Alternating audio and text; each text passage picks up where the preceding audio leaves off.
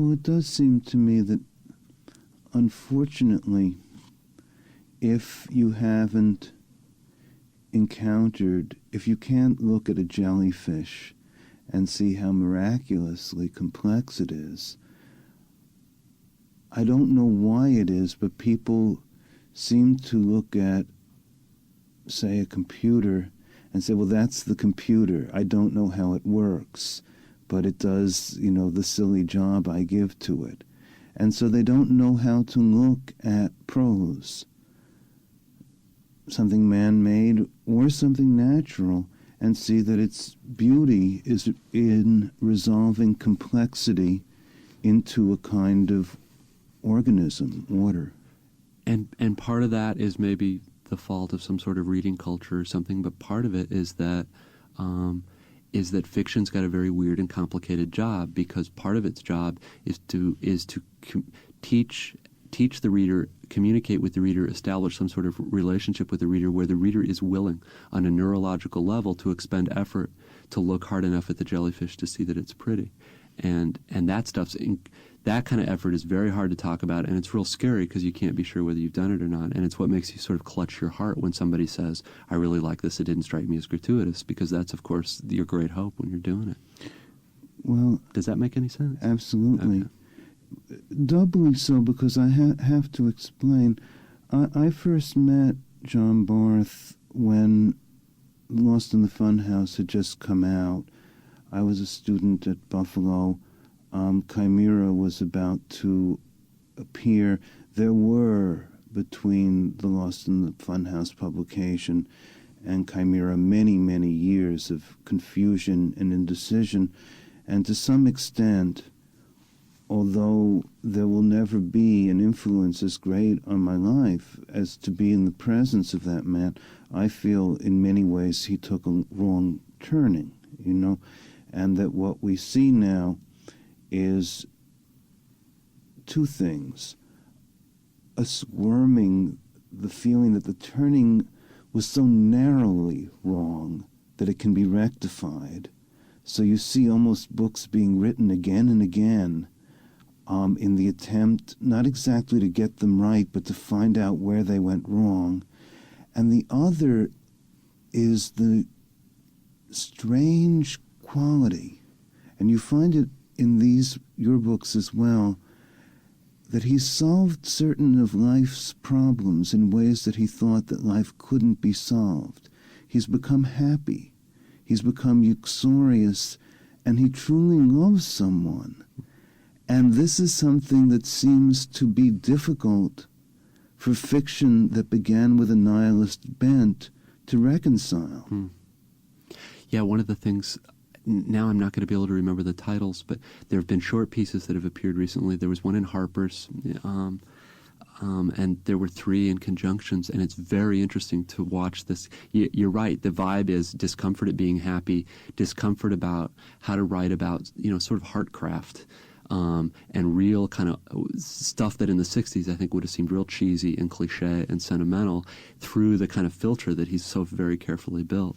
When you were talking, the thing that amuses me is the stuff that he's going back and rewriting is, for me, the stuff that's alive. I mean, for me, all the way, I think through parts of Lost in the Funhouse, I'm with him. And it's starting with Chimera that I think he becomes this sort of clang bird that flies in ever-diminishing circles, although gorgeously. And I mean, he writes some of the best prose in America. But he was a very big deal for me because I sort of broke. I think I really saw myself as coming out of that tradition. And then in the late 80s, worked on a real long story that's sort of a reworking of Lost in the Funhouse, and really think that I came to see that there was nothing but involution and basically masturbation, for me anyway, in that kind of game-playing, meta-move, intertextual stuff. And I too had a number of years where I didn't write any fiction and really had no idea where to go after doing Westward, which was the long story. I'm speaking to David Foster Wallace, the author of Infinite Jest. This may be hard to do, but can you find a way of saying what the difference is between that kind of involution and the complexities of this novel? Boy. I probably can't do it and sound very smart or coherent, but I know that I guess when I was in my 20s, like deep down underneath all the bullshit, what I really believed was that the point of fiction was to show that the writer was really smart. And it sounds terrible to say, but I think, looking back, that's what was going on. And I don't think I really understood what loneliness was when I was a young man. And now I've got a much less clear idea of what the point of art is, but I think it's got something to do with loneliness and something to do with setting up a conversation between human beings. And I know that when I started this book, I had very vague and not very ambitious ambitions, and one was I wanted to do something really sad. I'd done comedy before. I wanted to do something really sad, and I wanted to do something about what was sad about America. And there's a fair amount of weird and hard technical stuff going on in this book, but I mean, one reason why I'm willing to go around and talk to people about it, and that I'm sort of proud of it in a way I haven't been about earlier stuff, is that I feel like whatever's hard in the book is in service of something that, at least for me, is good and important. And it's embarrassing to talk about because I think it sounds kind of cheesy.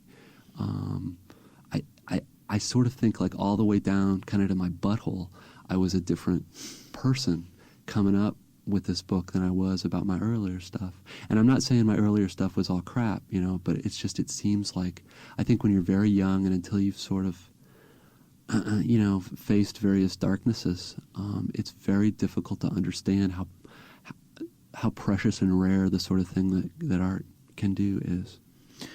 You're welcome to cut all this out if this just sounds like, a craft product. Or No. It seems to me, this is what I noticed, and maybe it's not there. But it seems to me that on the one hand, in Infinite Jest by my guest David Foster Wallace, there's a very high-tech tennis academy bent on training prodigies. And prodigies can be trained, and one might say that the result of such a training in the novel might be a novel like Letters by John Barth, that there's a lot of internal structure, a lot of complicated intertextual exchange, that brilliance is in a way the subject of that novel, even while it attempts to blow itself up. It's like the mad scientist who says, I'm going to take everyone and all of my characters with me. And then there's another kind of school, it seems to me, that maybe up until around 1973, it was perhaps important to be smart. But then suddenly you looked outside the universities and you said, well, these people in the university